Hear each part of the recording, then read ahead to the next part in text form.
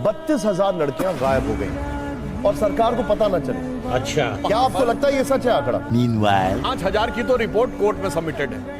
अब जो 32,000 का आंकड़ा है और सरकारों की बात है, वहां यूडीएफ की सरकार रही है या एलडीएफ की सरकार रही है।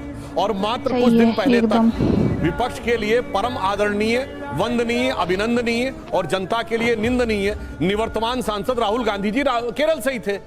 उनसे सवाल पूछिए ना।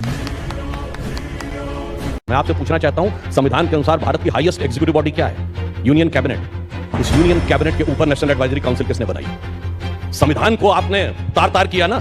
भारत का प्रधानमंत्री मिलता था, जब कोई विदेश का राष्ट्राध्यक्ष आता था, दर्जनों वीडियो अवेलेबल हैं कि वो सोनिया गांधी जी से मिलता था, जो कैबिनेट रैंक में थी। सोचिए, भारत के संविधान में के अनुसार सर्वोच्च संस्था कैबिनेट द्वारा पारित प्रस्ताव को तार तार करके फाड़ के फेंक दिया गया। यह भारत के संविधान के साथ था। डॉक्टर अंबेडकर ने कहा था कि कभी धार्मिक आधार पर आरक्षण नहीं होगा, तो बाकायदा उस पॉइंट पे भी आ रहा हूं। सच्चर कमेटी की रिकमेंडेशन में, रंगनाथ कमेटी की रिकमेंडेशन में यह रिकमेंडेशन की गई और यह कहा गया कि मुसलमानों को आरक्षण दिया जाएगा। और आज की पीढ़ी को न याद हो तो मैं बताना चाहता हूं, इस देश में एक ऐसा संविधान संशोधन भी हुआ था, 42वां संविधान संशोधन। जानते कितने आर्टिकल बदले गए थे? 40 आर्टिकल में अमेंडमेंट, 14 आर्टिकल नए जोड़ दिए गए, 2 नए पार्ट जोड़ दिए गए, एक शेड्यूल चेंज कर दिया गया, preamble of the constitution change कर दिया गया, 20% कॉन्स्टिट्यूशन बदल दिया गया। संविधान की उद्देशिका, वो प्रीएम्बल जिसे भारत की आत्मा कहा था, संविधान की आत्मा, वो बदल दिया गया। आज तक के चैनल पर मैंने देखा है सूटकेस दिख रहा है, उसी सूटकेस में भरकर आया था पैसा। आप लोगों ने जो पैसा कमाया इलेक्टोरल बॉन्ड से, प्रोजेक्ट की जो लूट खसोट करी है, करते हैं लेकिन कभी नहीं जीत पाते। वहीं से पैसा आया था। सुधांशु जी सोर्स पूछ रहे थे।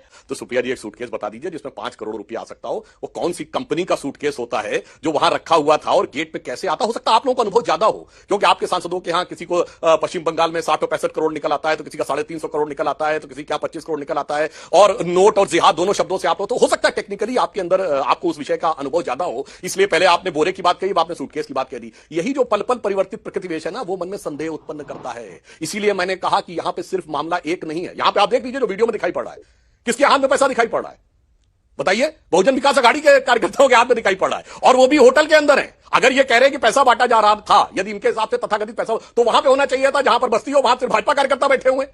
वो तो क्या मजाकिया बात कही गई है। बंगाल में जो सिलीगुड़ी में वीडियो आया, आप देखिए, बीच में मत बोलिए, आपका मनोरंजन हम लोग सब सुन रहे थे, आपका नृत्य शैली का डिबेट हम लोग पूरा सुन रहे थे। अब वाक्य सुन लीजिए, सुनिए। सिलीगुड़ी का जो वीडियो आया है, और एक ए भी है, ये भी कभी नहीं जीत पाते। जा रहा, उसका नाम क्या है? अंकित यादव।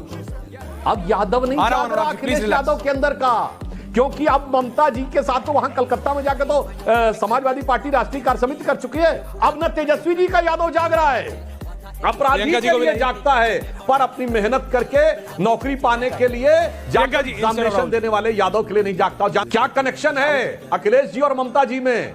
केवल कनेक्शन ये है कि वो मजबूत वाला वोट बैंक है, इसलिए चुप रहना है, कुछ नहीं बोलना है। याद करिए आजमगढ़ का दंगा, अनुराग जी, जब यादवों की बेटियों के साथ बदतमीजी हुई थी, मुलायम सिंह जी सीएम थे, दंगा हुआ था, और आपके खासुल खुसूस थे रमाकांत यादव, और उन्होंने कहा था, मुलायम सिंह ने बुला के, कि माफी मांगो मौलानाओं से।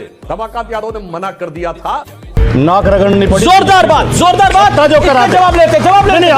अगर एक पार्टी है कोई उत्तर प्रदेश में जो पलटने की बात कहते हैं, कोई एक पार्टी जिसने हर पार्टी से गठबंधन किया है, वो है समाजवादी पार्टी। 89 में मुलायम सिंह मुख्यमंत्री बने बीजेपी के सपोर्ट से। उसके बाद जब गोली चली, हमने उनसे सपोर्ट विड्रॉ किया चंद्रशेखर जी के।